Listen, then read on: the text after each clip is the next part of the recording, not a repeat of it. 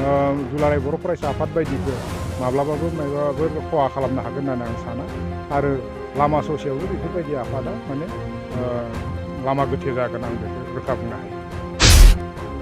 आफाद जोनोम होदोंब्ला बेथ' निस्सय सोरनिबा नङा सोरनिबा माने राजखान्थि आफादनि मोनसे गाइडेडनि गेजेरजों जादों होननानै जों बुंनो हायो।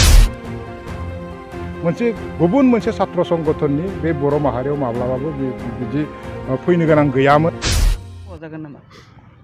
मिया क'क्राझाराव जि BNSU होननाय फरायसा आफाद बर'नि गेजेराव मोनसे दानायखौ जोंबो नुदों ससियेल मिडियानि गेजेरजों।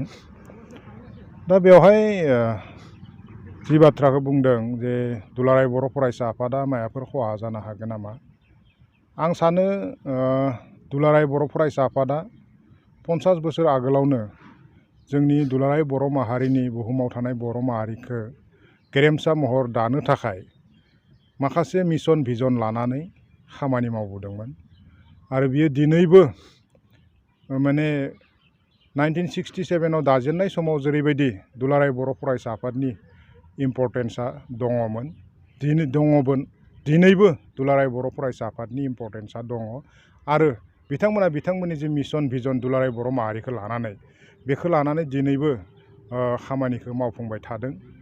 दा बे समाव मैयासो गोदानै बर' माहारिनि गेजेराव जि मोनसे फरायसा आफाद दाबाय, आं बुंगोन बेथ' बिथांमोननि मिशन भिजना मा बेखौ जों दाबो मिन्थिया, खिन्थु दुलाराय बर' फरायसा आफादनि दिनै माबाफोर खहा खालामनो हागोन होननानै आं माब्लाबाबो साना। मानोना जोङो मैया प्रेस मिटखौ बिथांमोननिखौ नुदों ससियेल मिडियानि गेजेरजों। बिथांमोना बर' माहारिनि गेजेराव फरायसा आफाद मोनसे दाबावदों, खिन्थु बिथांमोननि प्रेस मिटनि गेजेरजों जोंनि बर' माहारिनि गेजेराव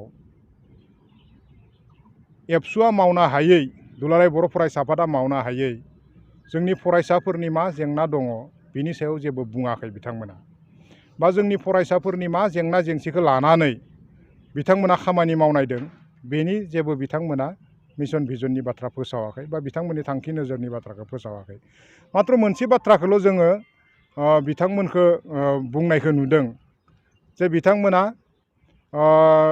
थोंजोङैनो दुलाराय बर' फरायसा आफादखौनो बुंनांगोन बिथांमोना जे थांनाय 2020 मायथाइयाव जि 27 जानुवारियाव BTR एकर्ड जादोंमोन, गोजोन जि सुक्ति जादोंमोन NDP-नि मोनब्रै गट आरो दुलाराय बर' फरायसा आफाद नि गेजेराव।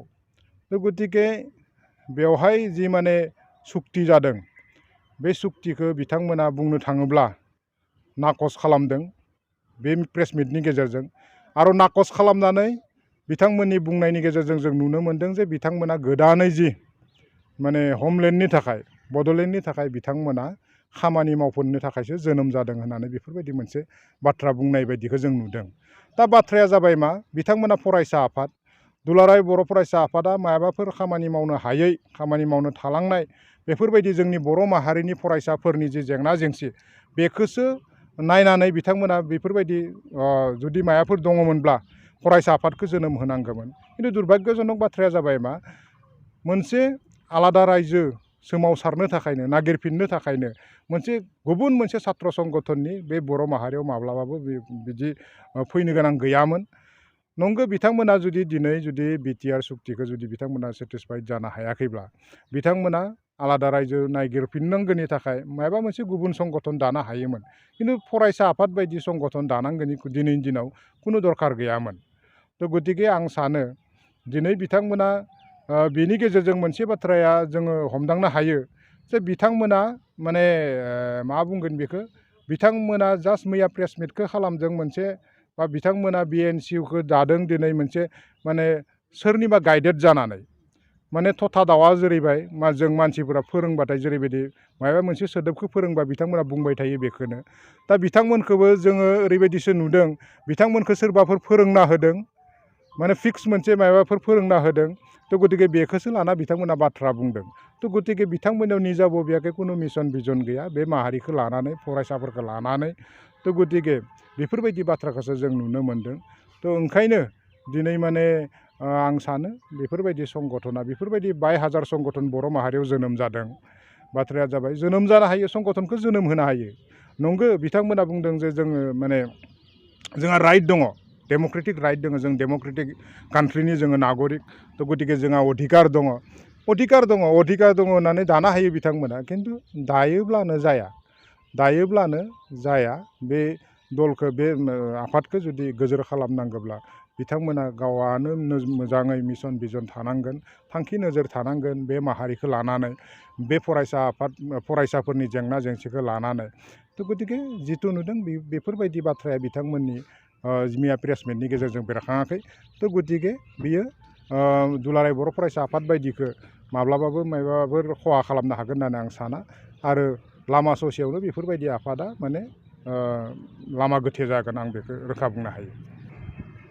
नङा, BSUजों मैया BSUनि प्रेस मिटखौबो जों नुदों ससियेल मिडियानि गेजेरजों।